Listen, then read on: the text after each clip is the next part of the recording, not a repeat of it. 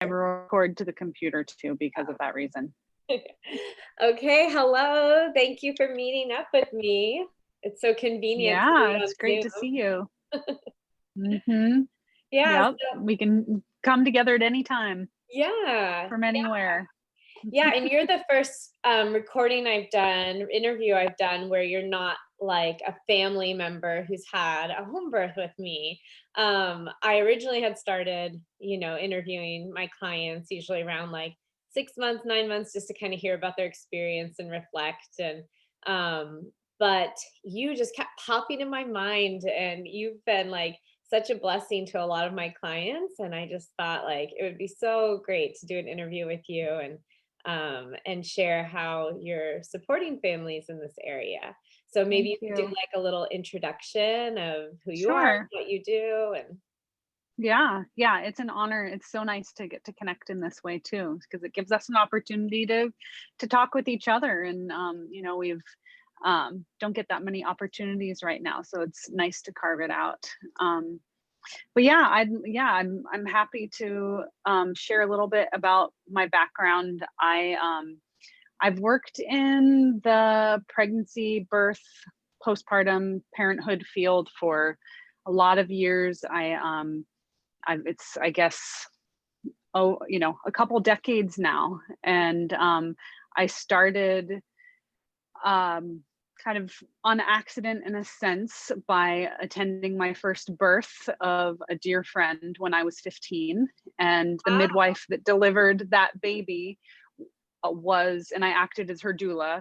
The midwife who delivered her baby was the same midwife who had delivered me and when Oh, I was born. And it was profound, and it definitely changed my life. And from that point, it was really clear that pregnancy, birth, and kind of helping with that transition through parenthood was going to be interwoven in my life path. And strangely, from that point, people kept asking me to be with them at their births. And I just figured that's what everybody does. Everybody just attends births and supports people in that process.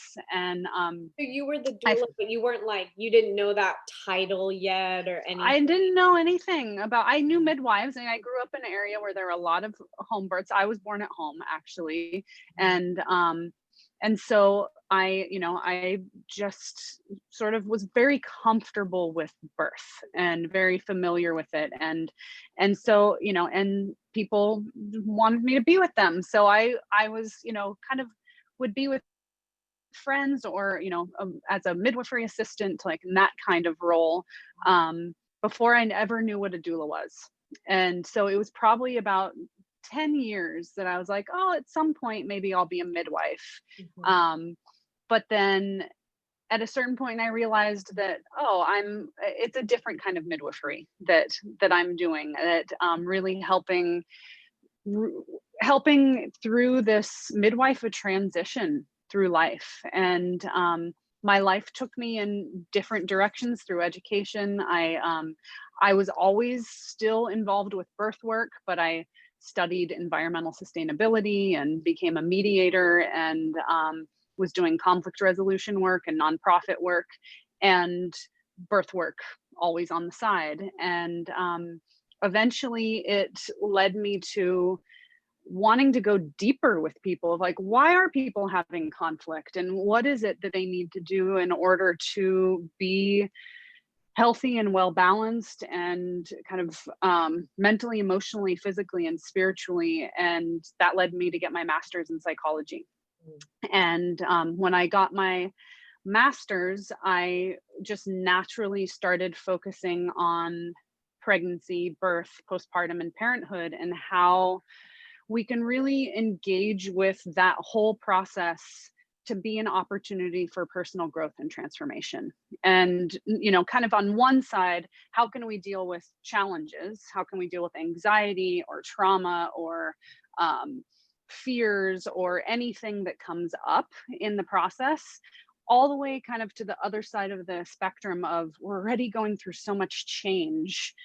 Can we engage with this process in a way that we can become something more of ourselves? Can it actually be part of our personal growth path? Like as we're going through the change of pregnancy or the amazing experience of, of birth, whatever that ends up looking like. And then the transition in through parenthood, both postpartum and beyond. And can we kind of take that by the reins and really engage with it as an opportunity for transformation and personal growth. So yeah, so I ended up developing, as I was in my master's program, I also got pregnant.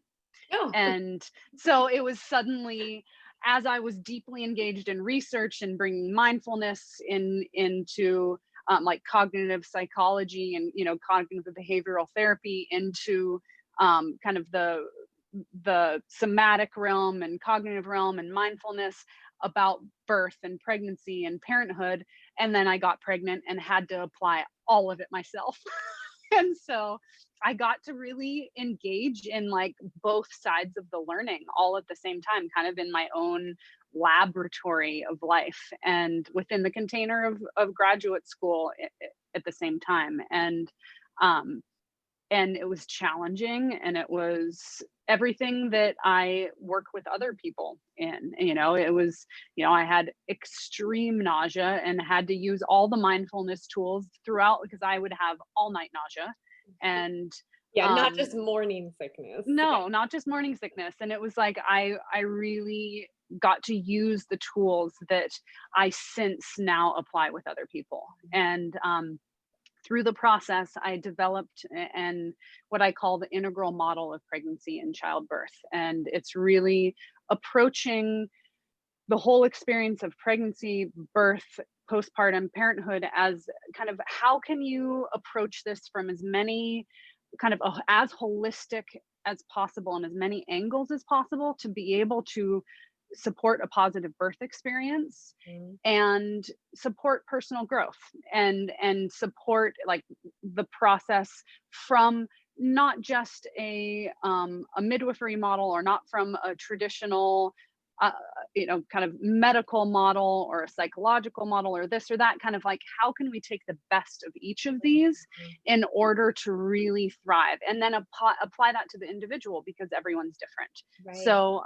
So I developed this model, and that's kind of the framework that I apply with people, which also really allows me to bring in a lot of different modalities to support as whatever wellness needs to look like for somebody through that process, wellness and I'm sure it adjusts like as they're healing, what they're absolutely every person's different, what they are going through and how they are navigating this phase of life is different. And so it's really exciting and dynamic. And with one person, they might be dealing with a lot of fear, or they might be dealing with anxiety, and another person might be feeling like this is such an incredible opportunity and I want to engage with it in this particular way. So it can look really different, and in a sense of like there isn't one right way.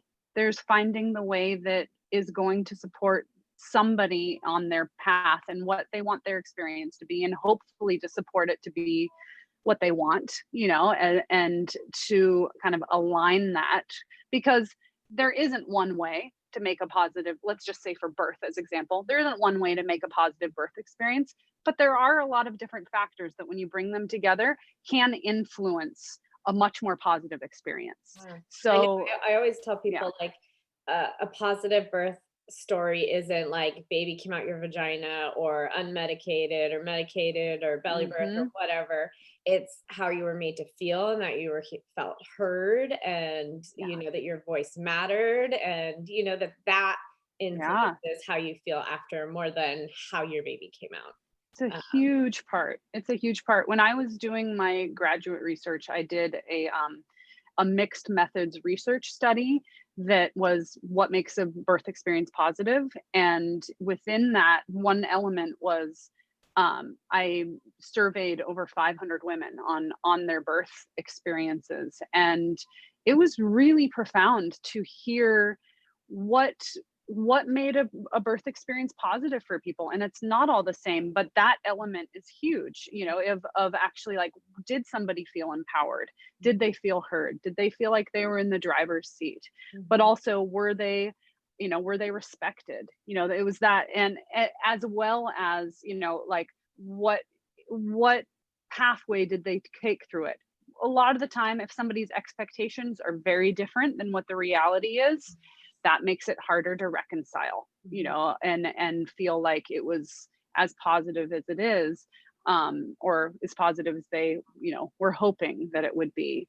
But you know, it was incredible to be able to hear so many stories and hear what people experienced, and yet there are certain themes. Not everybody has, you know, it's not the same, there's not one thing, but there are certain themes that really do influence. So that's part of when I'm dealing in pregnancy, and it, I really do bring that part in of looking at what are all the different elements that come together that are going to support this person to feel strong on the inside, feel flexible for whatever they need to go through, and be resourced to Mhm. deal with whatever comes their way, mentally, emotionally, physically, you Yeah. know, even spiritually, kind of like whatever that is. And the holistic approach too, I mean, like from one of my experiences, I felt fine. And emotionally, I felt fine. And I can't even remember how long postpartum it was, but I had acupuncture. I was on my belly and they did it down my spine. And Mhm. my body freaked out. And I like was Wow. flashing back to my epidural, my cesarean with my daughter. And like I was felt like I was passing out and I was all clammy and everything. And it was like, even if like in my brain, I recognized like, and I chose the cesarean because of what was going on and like I rationalized it, but my body was still traumatized, it was Wow. still kind of Yeah. new. And, so there's a way that like, the mind body connection is like so strong and you can't just like heal one and not the other. Absolutely. It's such a good point, and it's such a good example. I feel like I see that so often, and that's one of the ways that I feel like I really am grateful to have, you know, at least speaking for myself in the way I work, this integrative approach of looking at like what are the different modalities that are going to support somebody. And sometimes, you know, it is very somatic. It is very much body based in terms of the trauma, whether it's physical trauma or if it's just, you know, the memory of it. And that's where it's like being able to bring in kind of somatic release processes, or you know, I really see the effectiveness of emotional freedom technique, of being able to help that move through the body, or, you know, different kinds of somatic mindful awareness to Mhm. be able to work with that. Or versus, you know, I bring together a lot of different kind of modalities as I'm working with people, depending on what shows up in that way.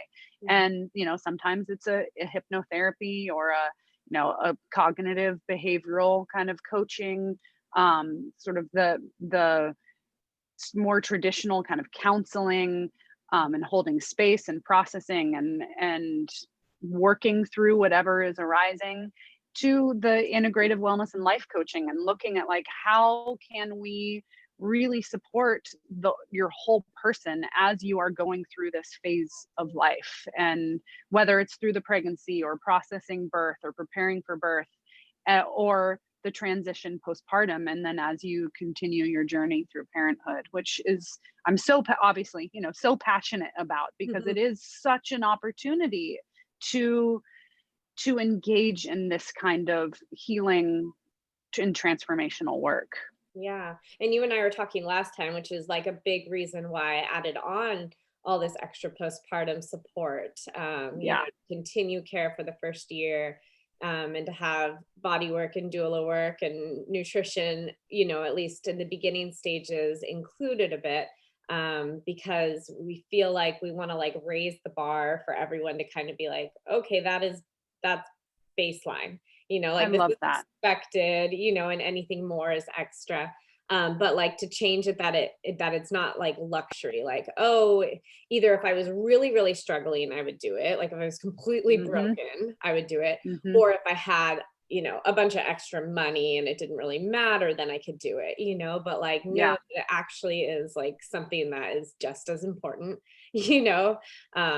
as brushing your teeth and, all the other ways we take care of our bodies. Yep. I Um, really think of that, in that example of what you're offering, or, kind of as an investment. The truth is like it's an investment in this particular time period, whether it is pregnancy or it is postpartum and making that transition, or in, the first years of parenthood of like, and really the truth is anytime, in any person, whether it's in, in this phase or not, but it's making that investment now that actually pays off later. mhm. It's like it pays off tenfold if you can actually, we see this of like, if you can actually stay in bed for a couple weeks after you have your baby, Mhm. that's, it's hard because you want to just get going or you need to do stuff. But if you can actually invest in, whether it's in rest or whether it's in self-care, Mhm. you won't need to do it in the same way later in order to make up for that. Right. And And I see it's so many so times important. that if you don't, that it can turn into something bigger, like just Mhm. recently I had a mama who was feeling really poorly, when she had been feeling better and better and better. And I said, well, what did you do yesterday? And they had walked to the park. Um, Mm, and she's like a week and a half postpartum. And, I asked her more questions and her bleeding had picked up, but it looked yep. like as the night went on that she was kind of leaning towards mastitis. And we had talked Oh, about yeah. like how your body communicates to you that that was too much for you, even if like, Oh, yeah. and mentally you're like, all I did was go from the bed to the couch. That couldn't be too much. But if your body Yep. is saying, actually, it was too much, with your bleeding picking up, all these little signs it tells you. And can you like hear what your body's saying to you and understand it and respect it enough to rest and be able to, too? Because there's some moms who are like, I have 4 kids and, Exactly. dad's back to work and, like, I gotta Exactly. keep going. And so it's So not that true. all these postpartum woes we have, like the fact that women are asking, to be sutured or feel they need suturing. It's like, okay, do they actually require sutures to heal? Or are we not respecting postpartum rest enough Mm, so that their bodies can just heal naturally like they're meant to? it's Like an interesting question. like if you were able to just stay in bed and be cared for, would your body just heal? Or do we have to like bring the tissues together so you can get back to your life Mm, and not it worry is an about not interesting question. healing? And it's like, how do we match that with our current modern culture? Mhm. Of like the reality of like, we don't necessarily live in communal settings Mhm. where that would be so much more possible if Mhm. we lived with the grandma and we had the aunties all around, and we had the system in place in order to really allow for that Mhm. kind of pause to take place in the way that it would be. You'd have to be supported in order to really not need that. Right. Yeah. Yeah. Because then it Yeah. turns out you either, have a bunch of friends and family around who can help out, which not everybody does, or you have the money to spend on postpartum doula care, which not everybody has. Yeah, it's a tricky, tricky spot to be in when we're not in our little villages Hmm. anymore. Yeah. Yeah. Yeah. Yeah. One thing that popped into my head is I was just flashing back to when we had done the little classes together at Acorn. So plug for Yeah. Acorn Chiropractic. Yes. But I was just remembering you had kind of, whether it's relevant to you or not, I'm not sure with COVID Hmm. changes and all that, but my memory is like that there was kind of this like order, this process that you worked through with families who had experienced, I think it was like specifically birth related trauma, and it Hmm. ended in like a closing ceremony and all that. And it's just like that closing ceremony really like stood out in my head because I had done a lot of work through birth trauma, but like never Yeah. had this. It just felt like there was no closure, but I'm just curious if like when you work with people, I know it just kind of depends on what they need, but is Hmm. there like an order of things you kind of do? And is there like a Yeah. closure, or is it open-ended, or what's it like when That's somebody a really great question. It really depends on kind of how somebody comes in to work with me. Mhm. If somebody is, I have a lot of different kind of sort of types of people who are, are kind of phases that people are in. I have people who are, in their first pregnancy and are, really have something that has kind of inspired them to reach out because maybe they're struggling with something, maybe they're feeling anxious, or maybe there's something that's a challenge that's made them feel like this might be supportive for me. Mhm. Others are feeling like I want to thrive in this Mhm. time. I want to have some extra support. I want to have a coach. I want to work with a coach and a counselor, and I really want to Like um preventive health. preventative health. Yeah, so I feel like I'm on both sides of that, of like preventative health and kind of like how can I feel my best and thrive in this, Mhm. or I'm feeling some challenges and I how can I address them, how can, so it's kind of from that survive to thrive kind of Mhm. range. And and then others who also in pregnancy who maybe had a challenging experience the first time, or they had their first experience and were like, not what I thought it was going to be. I Mhm. think I could work with somebody to deal with some of the, things that weren't what I expected, or maybe some of the other feelings that are coming up for me, or wow, maybe they had an unexpected cesarean birth, or they had a vaginal birth, but maybe they transferred to the hospital, or maybe they had a home birth, but there were still aspects that need to be processed through. And so sometimes that's with people who are pregnant again. Sometimes it kind of all comes up and they're like, wow, I need to deal with that. Other people, it's in either within weeks or months or really years after they've, had their baby or babies. Mhm.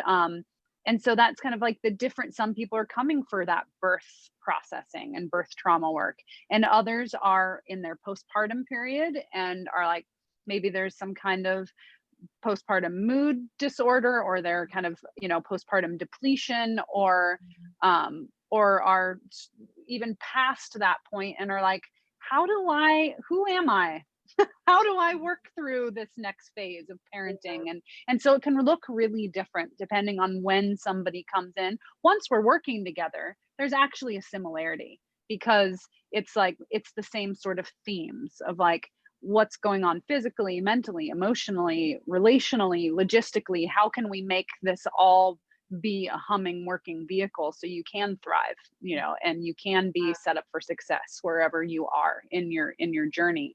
Mhm. um If somebody's so yeah. diagnosed or feels they, have Mhm. postpartum depression or anxiety or rage or anything like that, is that something that you feel like you could be really supportive of? Is it something that they also should see another professional in That's a addition to great question. you, Yeah. or is just you It fine? really depends case by case. There are definitely a lot of people who I am working with and supporting them, and they're dealing with postpartum mood disorders. And, I am trained, I'm familiar, I'm, comfortable, I'm experienced, and I'm, able to really support people. If it's something that like they're going to need medication, they maybe need a psychiatric evaluation. If it is something that feels like, oh, this person needs more support, then I'm always going to advocate for them to have whatever other support that they need, whether it's their doctor, their OBGYN, a psychiatrist,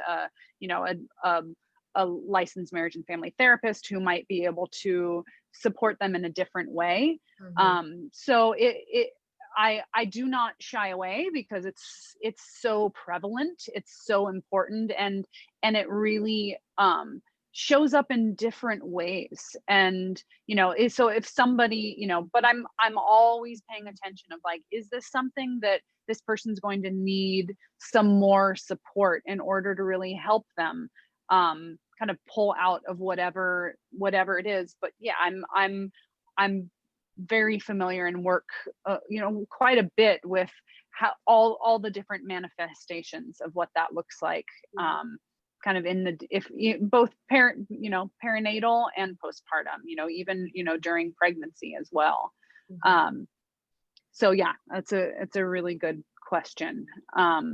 There's it it's people are becoming more and more aware of postpartum depression, and are kind of, I always think it's interesting that people almost even bring those words together. They associate postpartum as meaning postpartum depression, but Yeah. really it's just like postpartum is just the period after you've had your baby. Yes, it has such And, a negative connotation to it it now. does, people even use it, the short word for it of like, oh, I have postpartum. And I'm like, Yes. oh, okay, interesting, to see how that has evolved. In some ways, it's not a terrible thing in that it's bringing more awareness Mhm. to the fact that that's an issue, and there needs to be more support Mhm. for moms in that transition, and also to recognize that like there's a certain amount that's actually normal. There's a Mhm. certain amount of that transition and that postpartum um like period, and what that looks like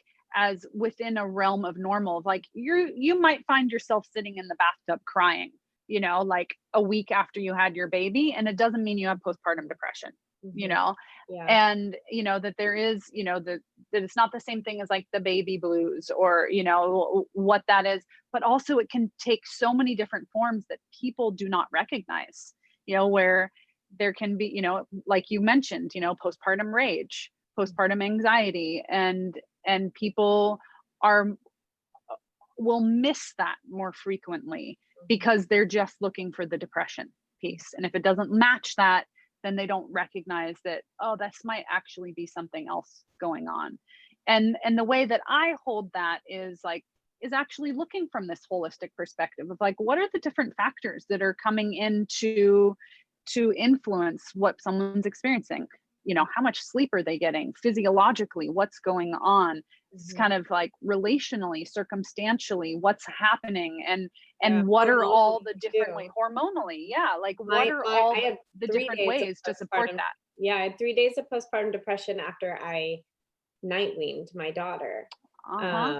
Um, but I didn't, like, put the 2 together because when you're in it, you can't recognize it. And Yeah. I was in therapy, like, already, just processing my Hmm. experiences, and I was, like, getting massage work done and chiropractor and doing yoga, going on hikes, like, all these things already were in Yeah. my, like, self-care.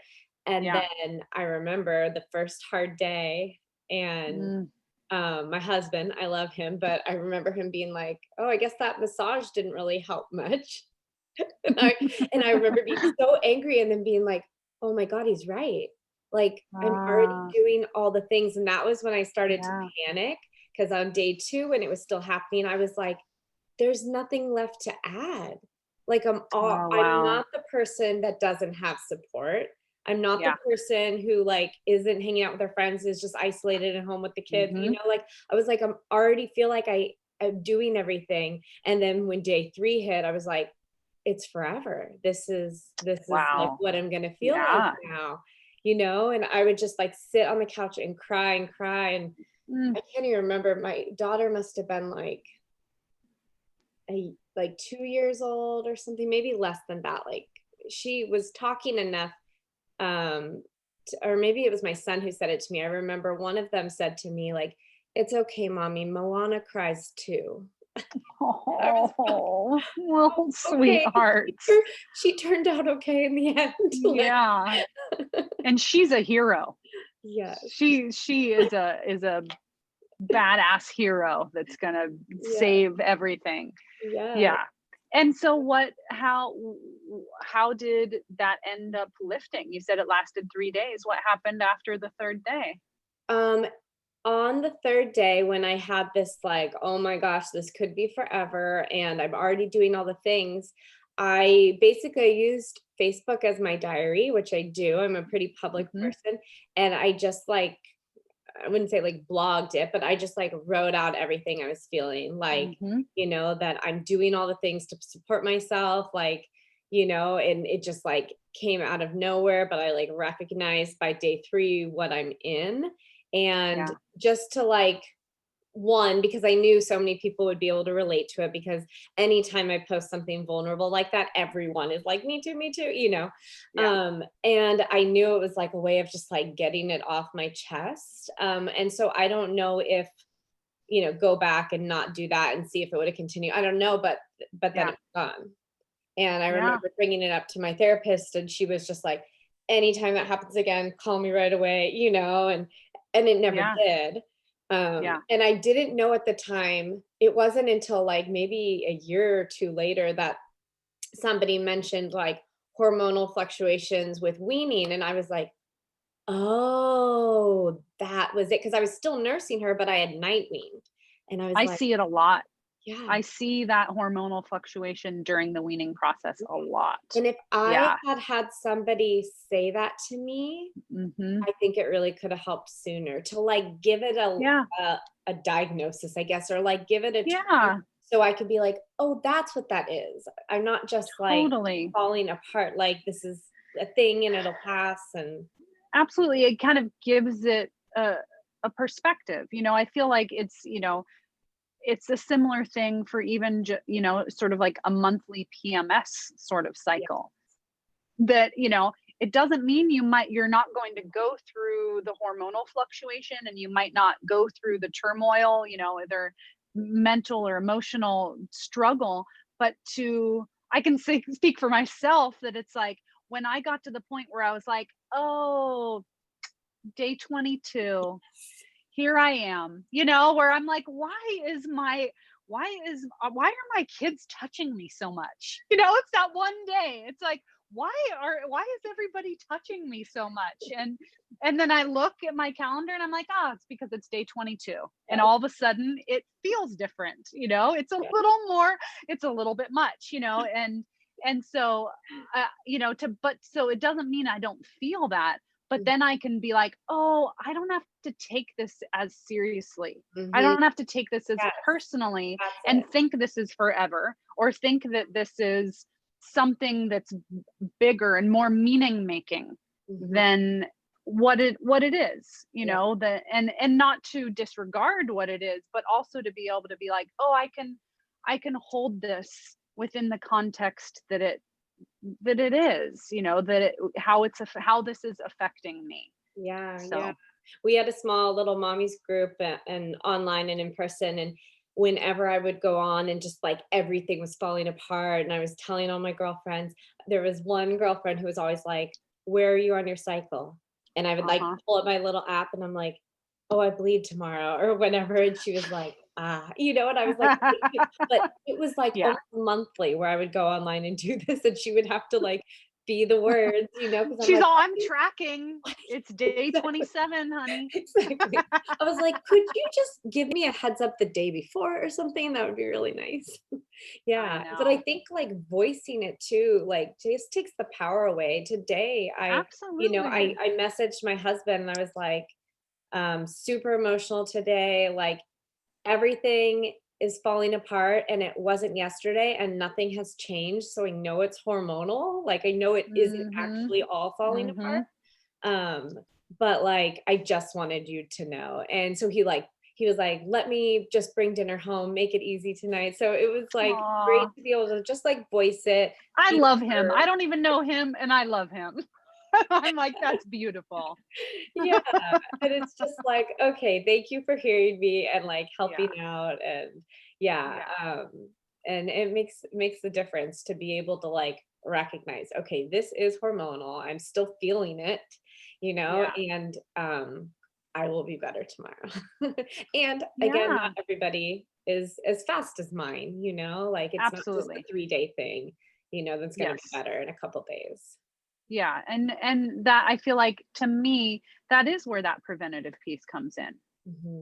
of like, actually, that is where that investment piece, in Hmm. order to support from the beginning as much as possible. And I see that even in the benefit of like the work that somebody does, the support that they put into place in pregnancy, Hmm. so then they can have, and I mean, this is if we're focusing on postpartum period, or the things that arise then, but it's like really is real, of like trying to set yourself up for success. And that doesn't mean you can avoid everything, but you can actually have resources in place to support you if things do arise, or if things do start to get really difficult and you maybe start to plummet, to not go so far Mhm. before having the support you need.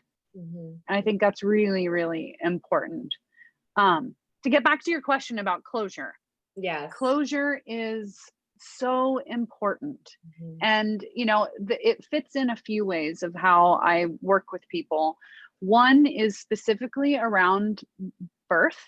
I feel like having a closure process, whatever that looks like, is so powerful and so important. And it's not just if there's trauma. It's the truth is like I feel like our culture is really good at these sort of, the things before, like the celebration before, like the blessing way or the baby shower or the wedding shower, that kind of thing. And I feel like then the thing happens and there isn't something on the other side to Mhm. kind of contain it, Mhm. and to mark it as like that chapter is now closed.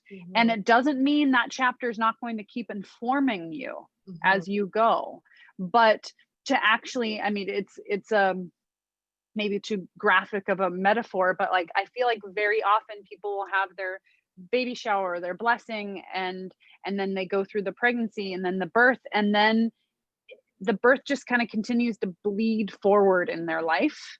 And I feel like it's really powerful and important to actually have something on the other side of that, to mark like, uh, I've gone through that, to process it however it needs to be processed. Mhm. And that could be, it was exactly what I wanted, and it was profound, and it was intense. That even needs to be processed, Mhm. because more than likely it's probably the most intense, powerful, life-changing, profound experience somebody has ever had in their life, Mhm. if it's in the positive. Like even in that circumstance, to have an opportunity to process, to make, meaning making, to sort of like, uh, let the course of the experience move through you, and um and to share it. I feel like that is why it's important to have like the birth story sharing, but also have the birth story sharing process in a way that like the person's who you're not sharing with a friend who's then going to say, oh yeah, I had that experience too, or like, oh well, this story I heard. It's like really with intention to be able to process and release whatever needs to be released. And so then you can actually come through to a place of peace, and I feel like, and I feel like the kind of closing piece of that can be done in a lot of different ways. I feel like the processing is important, and then the closure can be through a ceremony. It can be something like, a blessing. It can be with community. I have facilitated kind of closing the bones or birth closure ceremonies in kind of a setting that was like a blessing. It was, the woman who had delivered, and her closest friends, and wrapped her and held her in That's this beautiful. way. I love It that. was really beautiful, um and it was a way to both in community but also in her body and her spirit, kind of bring her all back together. And Mhm. I feel like that is such an important part of that process, and of the closure piece of like, can you bring all your, we crack open in so many ways when we're going through these major life changing experiences. And I feel like birth, no matter what the birth looks like, whether it, like you're saying, whether it's a medicated or unmedicated, or vaginal or belly, or cesarean birth, like whatever that looks like, we um we need to have something on the other side to support, kind of like, I went through that, and and when you're ready to seal it in a sense. And we kind of crack open, but I don't think we break open, sometimes it can feel that way, but we kind of can come apart, and it's an opportunity. I feel like it's it can be a ceremonial process to bring our pieces back together, and to really feel like, okay, you might still be working with that for a while, that's going to be informing a person, in their parenthood and in their life, but to not feel like it's just dangling and the pieces are dangling out there is, can be really, really helpful. So if I Yeah. was working with you in my pregnancy and Mhm. I wanted, regardless of my experience, I wanted a closing ceremony, Yeah. what would Yeah. that look like, or your recommendation? Is it, obviously there's no like wrong time to have it or like a too late time, of course, but like if it was like planned where I want to do this Yeah. and we're planning in my pregnancy, like when would you Mhm. suggest it? Like Good 6 weeks question. later on? I've done it I've done it with someone before. Um, I want to say it was about 2 weeks after, and that was because she had a really difficult labor, Mhm, and her nervous system mhm, had not recollected itself.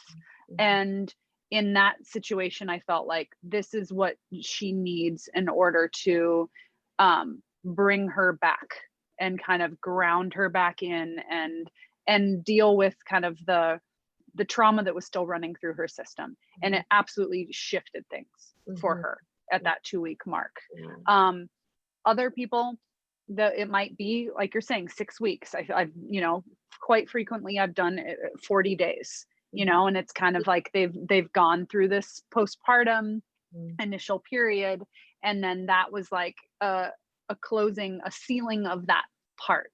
mhm, Um, and then it's kind of like whenever it feels right for somebody. I've done it with people on their child's 7th birthday, mm, and it was like, now's the time. I need to yeah, do that now. right, right. That's still present for me. Mhm, um I over time I have become more and more clear that it is helpful to, if there is trauma, not everyone has trauma, mhm, like, but if there is, it's really helpful to address that as much as possible before doing the closure. Because I feel like, you don't, if it is as part of the trauma healing just initially, that's different. It's kind of serving a different purpose. But if it is actually to mark symbolically and kind of for their whole process, a closure of that chapter, I mhm, feel like it's good to have dealt with more of what's there for mhm, someone before doing that. mhm, If they actually have a lot of grief, or if they have fear, or if they have sadness, or if they have, a sense of like, that wasn't what I expected, to be able to process that, so they're not just like, I'm just going to try to close that all up. I right, feel like, like, let's just be done with this, yeah. yeah, I feel like then it could be trying to bypass. Yeah. So And if it's, you yeah. hadn't worked with someone prenatally and somebody's coming to you postpartum and they're Mhm. saying, I need some closure. What is Yeah. do you just like an average, are people usually seeing you for a couple months before the closure takes Yeah. place, or is it like a couple appointments? I mean, I know it's kind of Yeah. different It depending, but really it varies. And I'm actually quite, like I said, it doesn't look the same with anyone. It can be really, it varies, and that's because there might be someone who's like, I really am just interested in doing this closure. And then I'll assess, and I'll try, right, we'll yeah. do, I offer a complimentary consultation. So usually we'll do that.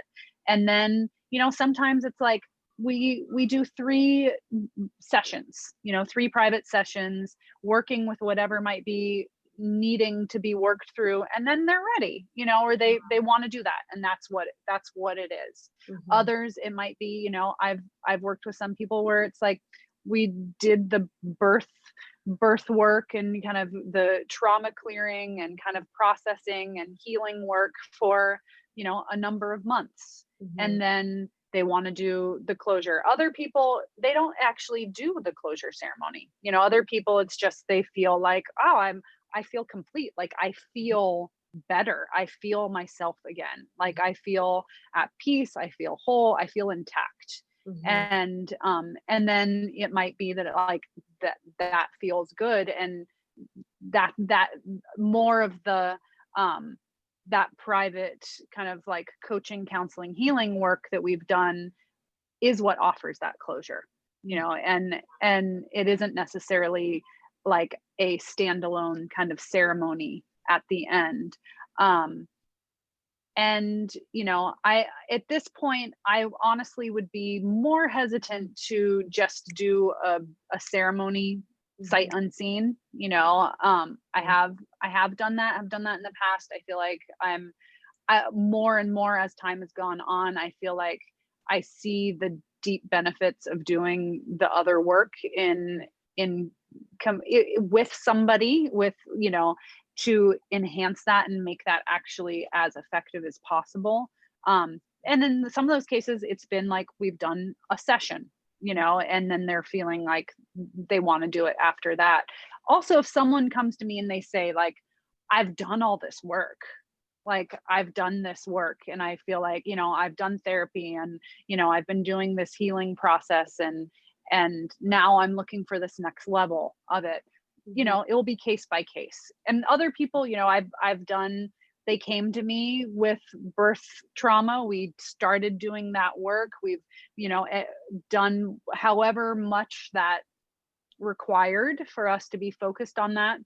And then very often the work evolves, and then it actually morphs into supporting through postpartum and then supporting through parenthood. And then very often it's like, then we've established this sort of coaching, counseling, relationship that, there's some who I started with, when they're right after their baby was born or within the year of their baby being born. And now their child is 5 and we still meet together every other week, as being, kind of the anchor through, for their support system and their healing and their growth and their, sort of counseling, coaching, anchor for that. And because then sometimes the real hard stuff happens. You actually have to parent someone. Like you thought birth was hard, raising kids is way harder.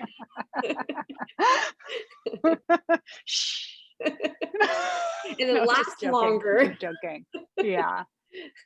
But it evolves. It keeps changing. Yeah. That's the beautiful thing, is that I feel like, at this point, it's interesting. I have more and more people in my practice that are like in their first year after having their baby, and they aren't necessarily working with birth stuff at all. They're just trying to manage life and stress and parenthood and maybe, being a professional and finding their balance of identity as they are moving forward in life.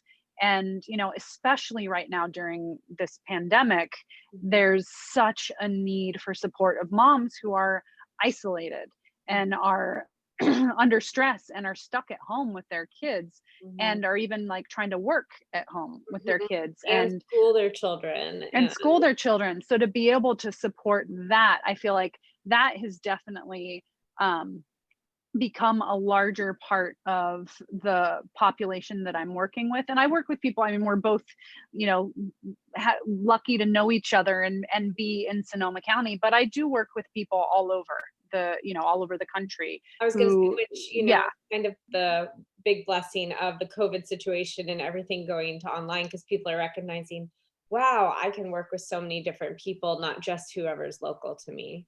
Yeah. Are you still doing like closing ceremonies, even though they're not in person right now? Or is that kind of like, it really needs to be in person?